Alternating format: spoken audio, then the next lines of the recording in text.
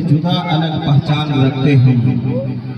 زمانے میں سب سے جدا الگ پہچان رکھتے ہم، صحابہ کی طرح کاش اگر ایمان رکھتے ہم، زمانے میں سب سے جدا الگ پہچان رکھتے ہم، صحابہ کی طرح کاش اگر ایمان رکھتے ہم، ادب سے چومتی دنیا ہمارے ہاتھوں کو جناب، ادب سے چومتی دنیا ہمارے ہاتھوں کو جناب، گر موبائل کی طرح ہاتھوں میں قرآن رکھتے ہیں، گر موبائل کی طرح ہاتھوں میں قرآن رکھتے ہیں۔ یہ تھے جناب حافظ عبداللہ صاحب جو بھی ہمارے بیچ تلاوت کلام اللہ سے اس محفل بابرکت کا آغاز فرما رہے تھے۔ وقت بہت کم ہے، تبصرہ کرنے کی کوئی گنجائش نہیں ہے، تو میں یہ ضرور کہتا،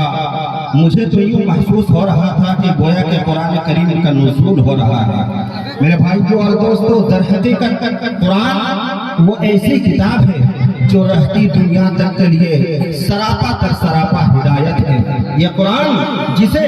پڑھنا بھی ثواب، یہ قرآن جس کو دیکھنا بھی ثواب، یہ قرآن جس کو چومنا بھی ثواب، یہ قرآن جس کی محفل میں بیٹھنا بھی ثواب، یہ قرآن جس کا تذکرہ کرنا بھی ثواب، یہ قرآن جس کا مذاکرہ کرنا بھی ثواب، یہ قرآن ہے جس قرآن کے بارے میں خود رب کائنات نے ارشاد فرمایا، اِنَّا نَحْنُ نَزَّلْنَا الذِّكْرَ وَإِنَّا لَهُ لَحَافِظُونَ، کہ بے شک اس قرآن کو ہم ہی نے نزول کیا ہے اور ہم ہی اس کی حفاظت کرنے والے ہیں۔ میرے بھائیو اور دوستو، ابھی ہمارے بیچ جناب حافظ عبداللہ صاحب جس طریقے سے، جس لہجے سے اور جس لئے اور انداز سے تلاوت کلام اللہ پیش فرما رہے تھے،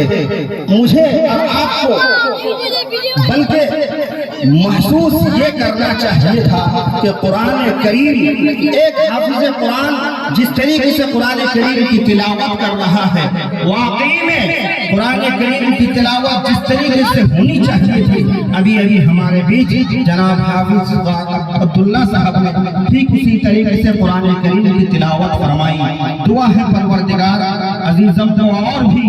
مزید ترقیات سے مالا مال فرمائے۔ آپ حضرات بول دیجئے آمین۔ اب آئیے سیدھے سیدھے رب العالمین کے بعد اگر کوئی ایسے ذات گرامی ہے جس کی تعریف اور توصیف میں لب کشائی کی جائے تو وہ جناب آقا سرور کونین، آقا انعامدار، ہم غریبوں کے غمگسار، مدنی تاجدار، سرکار ایوانا، سیاح نامتا، امیر بے قصا، محبوب کل، خطوط رسول، ہادی سبل، سرور کونین صلی اللہ علیہ وسلم کی ذات گرامی ہے۔ کیونکہ میرے بھائیوں اور دوستوں، ہم بھی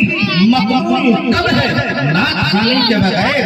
ہم بھی مقبول کب ہے نعت خوانی کے بغیر، جس طرح کلمہ نامکمل ہے جزو ثانی کے بغیر، جس طرح کلمہ نامکمل ہے جزو ثانی کے بغیر۔ تو آئیے سیدھے سیدھے مدینہ الرسول کی طرف آپ حضرات کو لیے چلنا چاہتا ہوں، اور نعتیہ شاعری کی دنیا میں آپ حضرات کو لے کر ایک ایسے شاعر اسلام تک پہنچانا چاہتا ہوں جن سے میرے مراد جناب حافظ زاہد اختر صاحب ہے، اسی سرزمین سے تعلق رکھتا ہے۔ میں ان کو بڑے ہی ادب و احترام کے ساتھ ان 4 مصروں سے استقبال کر لینا چاہتا ہوں کہ تصور میں عجب طیبہ کے منظر جاگ جاتے ہیں۔ ایک مرتبہ بولیے سبحان اللہ۔ کہ تصور میں عجب طیبہ کے منظر جاگ جاتے ہیں، قلم انگڑائی لیتا ہے، سخنور جاگ جاتے ہیں، اور ذرا تم ذوق سماعت با وضو کر لو، نبی کا ذکر سننے سے مقدر جاگ جاتے ہیں۔